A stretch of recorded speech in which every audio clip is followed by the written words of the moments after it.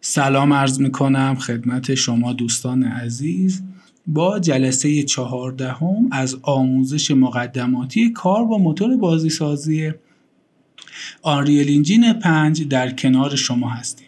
توی جلسه قبل ما اومدیم با عملگرهای مقایسه‌ای و منطقی داخل آنریل انجین 5 آشنا شدیم. توی این جلسه میخوایم بریم سراغ ایجاد تعامل با کمک بلوپرینت در بازی. تعامل یعنی چه؟ زمانی که ما توی محیط بازی وجود داریم، حرکاتی که پلیر ما انجام میده میتونه توی محیط بازی تغییراتی رو ایجاد کنه و ما به اون تعامل میگیم. حالا این تعامل میتونه شکل ساده‌ای داشته باشه و ممکنه هم خیلی پیچیده باشه. حالا ما توی این جلسه میخوایم یک نوع ساده‌ای از تعامل رو ایجاد کنیم. برای اینکه ما بتونیم تعامل رو ایجاد کنیم باید یک سری چیزها رو بتونیم متوجه بشیم. یک سری رویدادهایی رو نیاز داریم که توی زمان خاصی که ما نیاز داریم فعال بشن و یک کاری رو برای ما انجام بدن. یکی از راه‌هایی که ما بتونیم در واقع تعامل مؤثری برقرار کنیم و حضور پلیر یا یک کامپوننت خاص رو داخل محیطی که مد نظرمون هست متوجه بشیم تریگرها هست. من داخل ویوپورت میرم. اینجا شما مشاهده میکنید ما در واقع یک دیفالت سنس روت داریم و فعلا هنوز هیچ چیزی به صفحه اضافه نکرد. من میخوام الان یک تریگر به داخل صفحه اضافه کنم و با استفاده از این تریگر زمانی که کاراکتر یا هر کامپوننت دیگه‌ای وارد این تریگر شد من متوجه حضور اون بشم.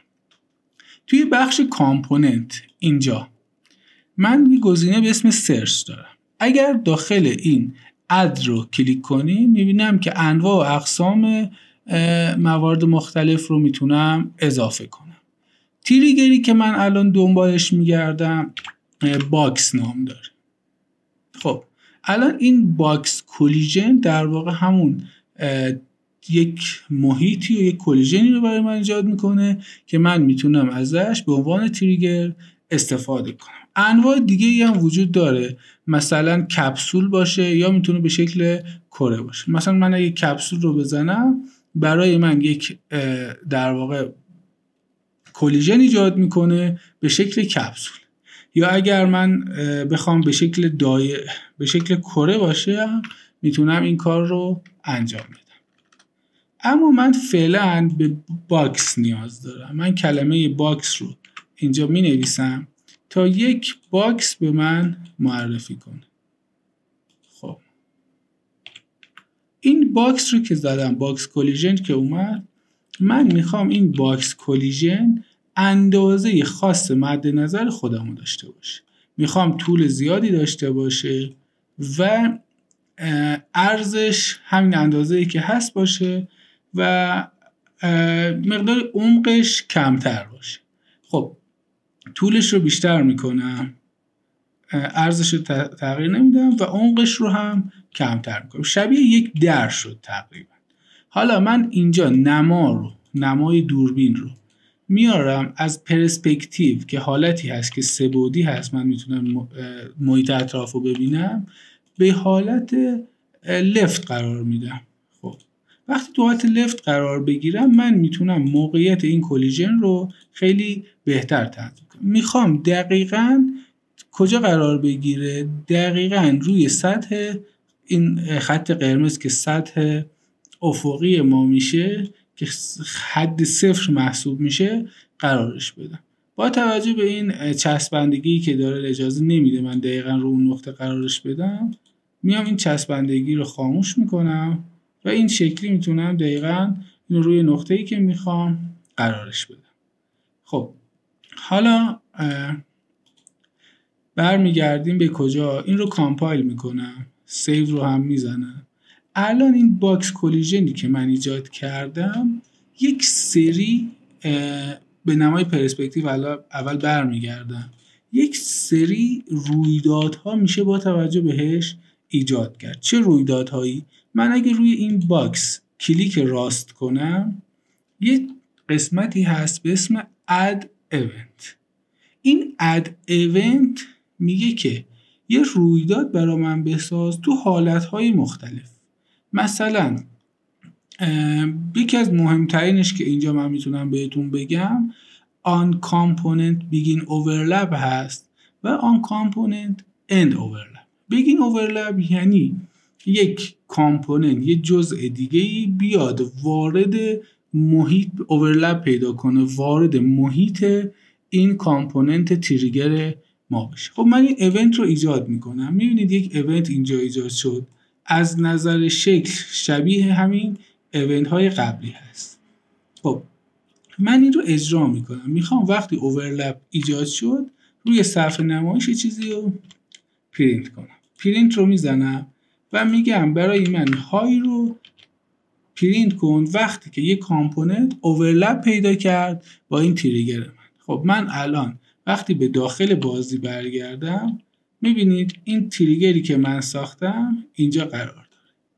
من میخوام این رو بچرخونمش و دقیقاً روبروی این مکعبی که اینجا هست قرار بدم. چرا؟ چون من وقتی وارد بازی بشم این خطهای نازک زرد رنگ به من نمایش داده نمیشه. پس من برای که بدونم این کجا قرار داشت من به این در واقع نیاز دارم.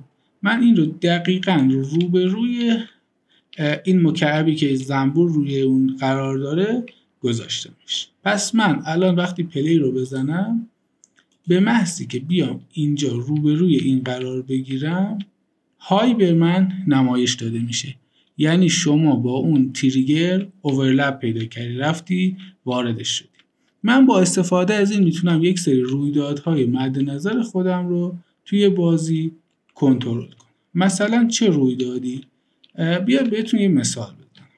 مثال اولیش اینه من میخوام پلیر وقتی که وارد این محیط شد یک لامپ براش روشن بشه. خب من به اینجا برمیگردم و توی این قسمت کامپوننت توی ویوپورت اد رو میزنم. خب لامپ در واقع یک نوع نور حساب میشه تو بازی. پس من لایت رو اینجا می نویسم. چند مدل لایت داره؟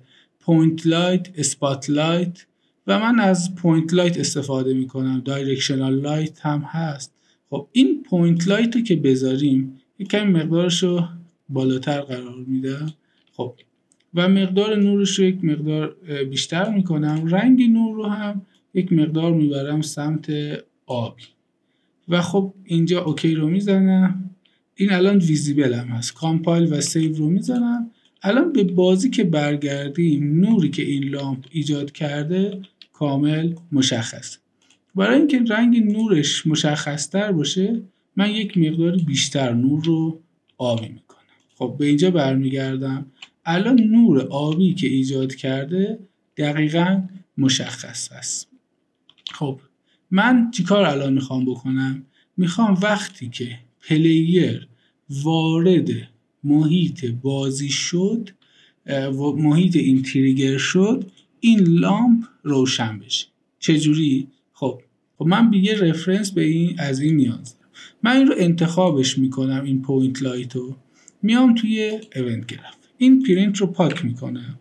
خب من میخوام برای اینکه نور قابل مشاهده نباشه در واقع بخوام لامپ رو خاموش یا روشن کنم باید ویزیبلیتیشو از بین ببرم. یعنی الان این ویزیبل هست توسط کاراکترها دیده میشه. وقتی که از حالت ویزیبل خارجش کنم سیو و کامپایل رو بزنم این نوری که داشت از بین میره. پس این لامپ تا زمانی که ویزیبل باشه در واقع ما نورش رو تو بازی داریم.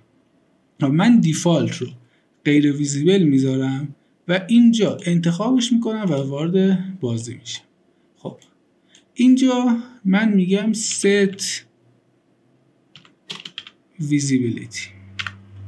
خب این set visibility رو که میزنم خودش به من میگه کدوم کامپوننت رو میخوای پوینت لایت رو میخوای، باکس رو میخوای، یا اون دیفالت سنس روت رو میخوای. من پوینت لایت رو میخوام. خب این یک رفرنس از پوینت لایت ایجاد میکنه، یعنی من قرار هست ویزیبیلیتی پوینت لایت رو تغییر بدم. نیو ویزیبیلیتی مون چی میشه؟ ویزیبل میشه، باید تیک بخوره.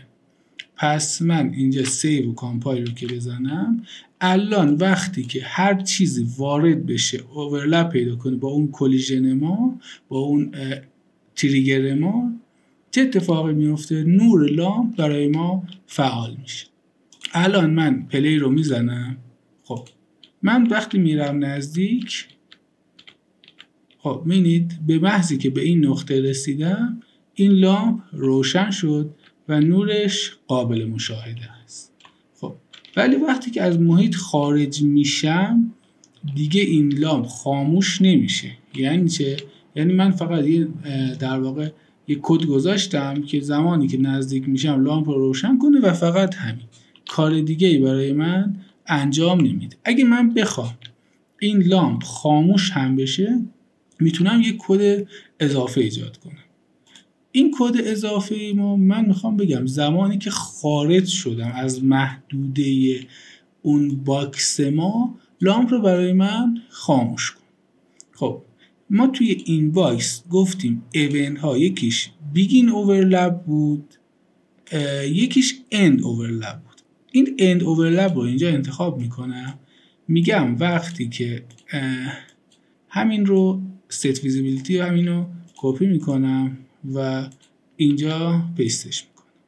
من میگم همین رو فقط وقتی که ازش خارج شدیم ویزیبیلیتی رو از بین ببر. سیو و کامپایل میکنم. الان اینجا خب وقتی که برم داخل تریگر قرار بگیرم لامپ روشن میشه، وقتی ازش خارج بشم لامپ خاموش میشه.